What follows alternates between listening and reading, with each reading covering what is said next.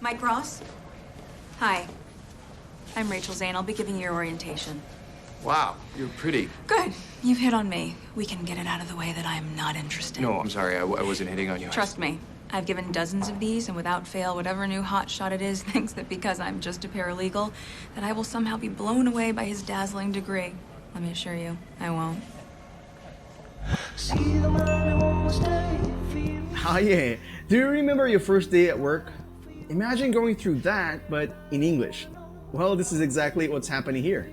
In Suits, we get to see a nice blend of legal and office English. There's a ton of vocabulary for the workplace, which makes it a powerful series for English learners. And I'm a huge fan. So in the scene that we'll watch today, Mike Ross has just been hired at this law firm, and Rachel, who's a paralegal, that is, she's a lawyer's assistant, is giving him an orientation. And by the way, do you see these words highlighted in blue? These are the advanced English expressions that we'll be learning today, and you should know that we're saving all of them in a special deck of flashcards that we created with this lesson with Suits on our own app. If you want to remember these words forever and actually be able to use them in your own English conversations, I'm telling you, this is the best way to do that. Just click the link below to access this lesson from inside our app, and you can even watch it from there too. Now let's get into the first part of the lesson. I'm Rachel Zane. I'll be giving you your orientation. When you start at a new job, most often you're given an orientation, a professional introduction to the office. Rachel is saying that she will be the one explaining to Mike how things work at the law firm, what he needs to do, and some important rules. Wow, you're pretty. Good. You've hit on me. To hit on someone is to flirt with them, to show that you're romantically interested in them. It's an informal phrasal verb. Check out this audio example. Are you hitting on me? Yes, I'm hitting on you. You're hot and cool and nice, and you have beautiful eyes.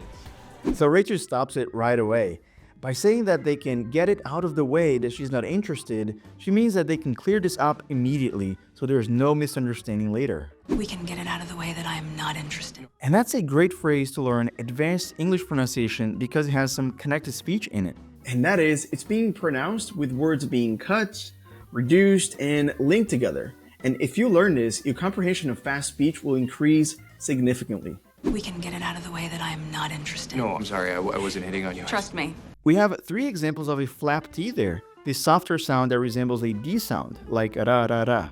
Very common in American English. She says get it, not get it, and then it links to out.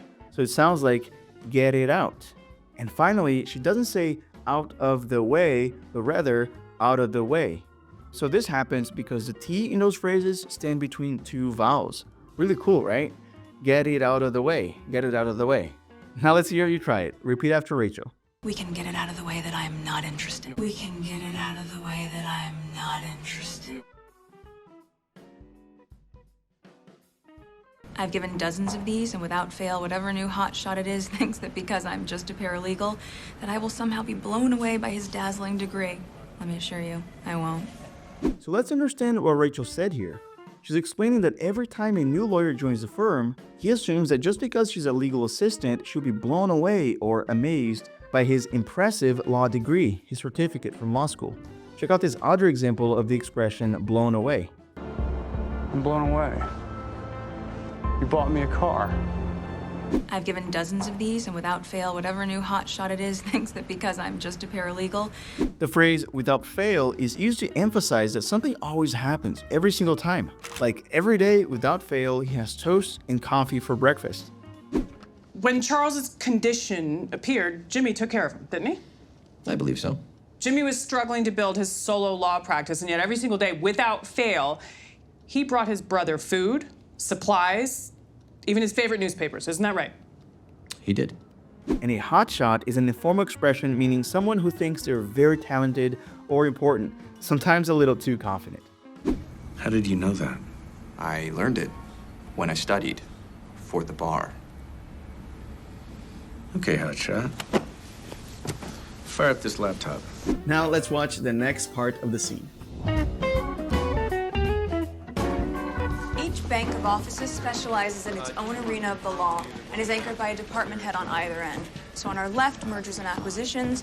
On the opposite side, high net worth divorce. Nice. Mergers across from divorce. Symmetry. Yeah, I should just listen. The firm operates on a chain of command model. Harvey's your commanding officer. However, Louis Litt, he oversees all associates, so you'll also answer to him.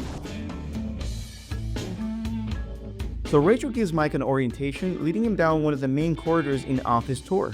Pay attention now, because we'll see several advanced expressions in a short amount of time.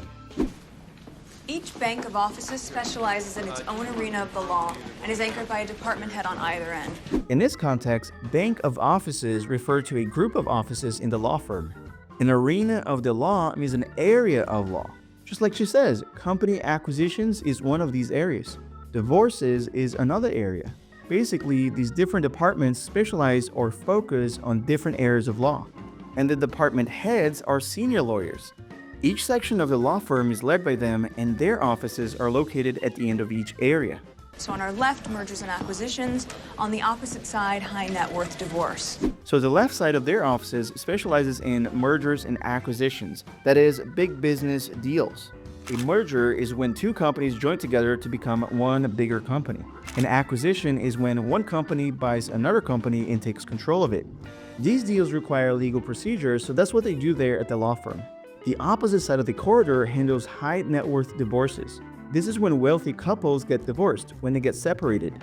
Normally, because they have so much money and properties to split, they need legal support too. And by the way, the expression net worth refers to exactly that, the total value of all the money and property a person has. Nice. Mergers across from divorce. Symmetry. Mike is making a funny observation about the office layout. Mergers, that is, companies coming together, are exactly on the other side of divorces, that is, couples who are separating. He calls this symmetry, when you have two sides and they match each other, creating a nice balance. For example, you could see yin and yang as a symbol of symmetry and harmony. Here's a clever example from the movie Mr. and Mrs. Smith. So what did you decide? I want a divorce. I like it. You proposed to me here, so it has agreeable symmetry. Cool, sir. Yeah, I should just listen. The firm operates on a chain of command model. Harvey's your commanding officer. However, Louis Litt, he oversees all associates, so you'll also answer to him. So here, Rachel is explaining how the law firm is structured. A chain of command is a system where people have different levels of authority and orders come from the top down. So Harvey is Mike's boss, but Mike will also have to report to Louis Litt, who oversees all junior lawyers. You could also say Louis manages, supervises, or he's in charge of the junior lawyers. And by the way, remember that you can practice all this vocabulary that you've been seeing today on our own app. I highly recommend you try it. It's the best way for you to make sure that you never forget all these words and expressions that you've been learning with these lessons. In fact, I find it even better to watch it from there because you get a way more powerful experience. Click the link below to start now and you'll be taken directly to this lesson over there. Or you can search for Real Life English on Google Play or the App Store. And I hope to see you there. What do you think about Harvey? People are in awe of him. People are in awe of him. What do you think that means? That people dislike him, admire, or fear him?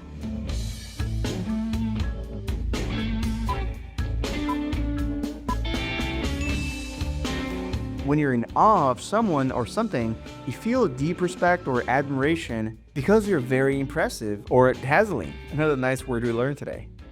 People are in awe of him. They say he's the best closer there is, but I have very little contact with him, so I don't know. In this context, a closer is someone who is really good at finishing important deals or winning cases. Now, did you hear the connected speech there? Let's go back and check that out. People are in awe of him. A lot of linking here, pretty much every single word. Let's see. People are becomes people are. Next, the word are links to in, so we get are in. Then from are in, we go to ah, so we get are in awe. And make sure to pronounce the vowel sound correctly here. It's ah, not oh. No drop, ah, like in the word awesome. Finally, the H sound in him is dropped as it gets linked to of him. Note that the main stress falls on the word awe. People are in awe of him. Now it's your turn to practice. People are in awe of him. People are in awe of him. Now let's watch the next part of the scene. Wow. I gave you that for a reason. You haven't taken one note. It's because... Because you were too busy ogling me to listen to a word I've said. Partners' offices anchor the wings. 5th floor is research, 6 is security. All work gets billed, even if it's finding an address. I answer to Harvey and Lewis Litt, and judging by the way you responded to my questions, I should admire Harvey and I should fear Lewis.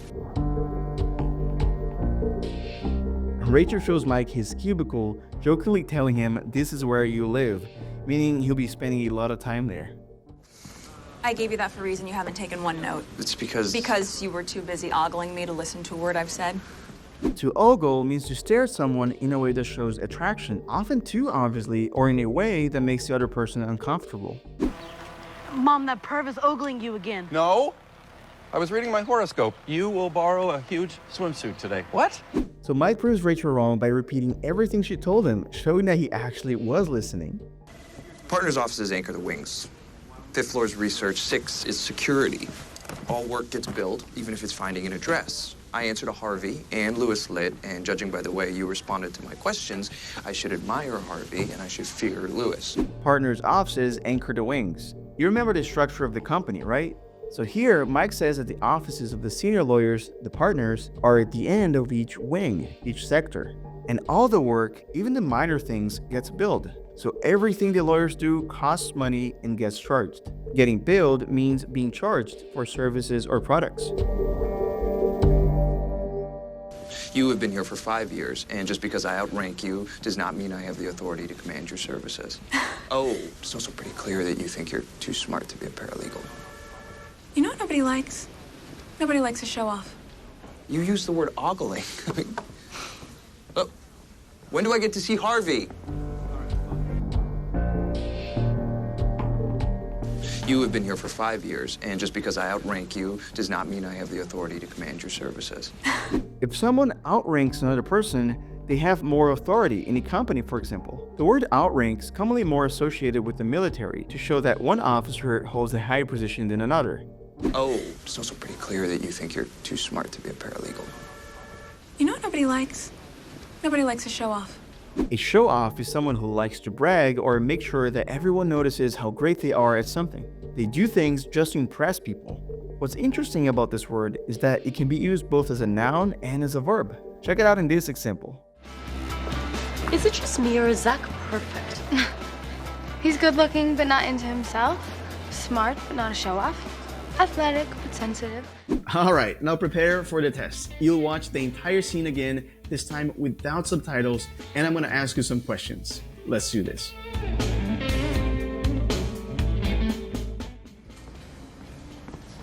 Mike Ross? Hi. I'm Rachel Zane. I'll be giving you your orientation. Wow, you're pretty. Good. You've hit on me. If a person hits on you, they are attacking you, interested in you, or acting as if they were better than you.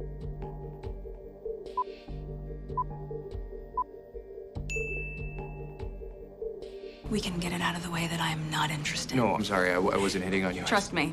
I've given dozens of these, and without fail, whatever new hotshot it is thinks that because I'm just a paralegal, that I will somehow be blown away by his dazzling degree.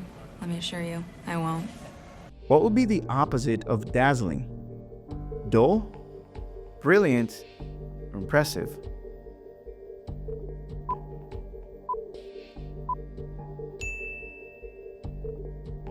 Each bank of offices specializes in its own arena of the law and is anchored by a department head on either end. So on our left, mergers and acquisitions. On the opposite side, high net worth divorce. The firm operates on a chain of command model. Harvey's your commanding officer. However, Lewis Litt, he oversees all associates, so you'll also answer to him. Which verb means to supervise and check the progress of someone's work? Overlook, overhear, oversee.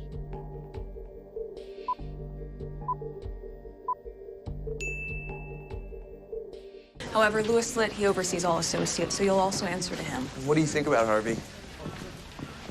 People are in awe of him. And finally, this is where you'll live. I gave you that for a reason. You haven't taken one note. It's because... Because you were too busy ogling me to listen to a word I've said. You don't want somebody ogling you because it means they are completely ignoring you, staring at you, or disrespecting you.